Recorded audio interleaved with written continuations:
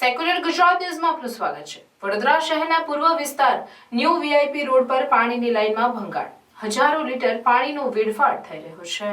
દેશમાં કોઈ પણ જાતનું ઇલેક્શન હોય, લોકસભા હોય, વિધાનસભા હોય કે કોર્પોરેશન હોય, દરેક નેતાઓ પોતાના વિસ્તારમાં લોક સંપર્કમાં જાય છે અને કહે છે, તમારા વિસ્તારમાં કોઈ પણ જાતની સમસ્યાઓ છે, ડ્રેનેજ પાણી એ અમને કહો, તમે તમારી સમસ્યાઓનું નિરાકરણ લાવીશું અને આશ્વાસન ખાલી ઇલેક્શનના પરિણામ સુધી જ હોય છે।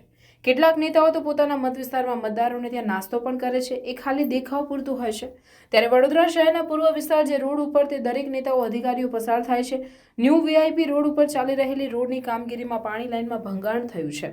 એ ભંગાણ થતાં હજારો લીટર પાણીનો વેડફાટ થઈ ગયો છે। લોકો પાણી માટે કરકસર કરે છે।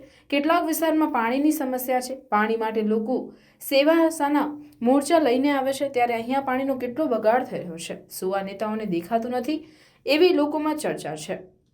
રિપોર્ટર આરિફ સૈયદ સાથે ઇબ્રાહિમ તૈડીવાલા।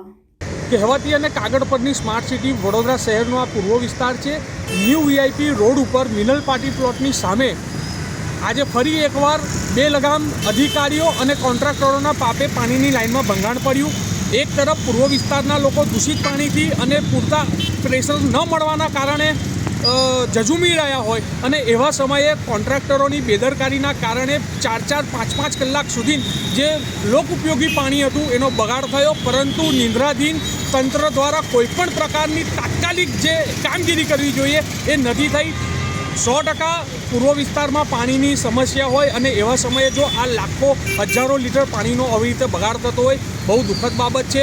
અમારી તો સ્પષ્ટ હજુ પણ માંગ છે કે નવનિયુક્ત મેયરશ્રી અને સ્ટેન્ડિંગ કમિટીના ચેરમેન પણ જો પૂર્વ વિસ્તારના હોય ત્યારે આવા બે લગામ અધિકારીઓ અને કોન્ટ્રાક્ટર ઉપર એમણે લગામ લગાવવી જોઈએ અને આ જે પાણીનો બગાડ થઈ રહ્યો છે અને આવી જે લાઈનો તૂટે છે એને તાત્કાલિક ધોરણે રિપેર કરવી જોઈએ।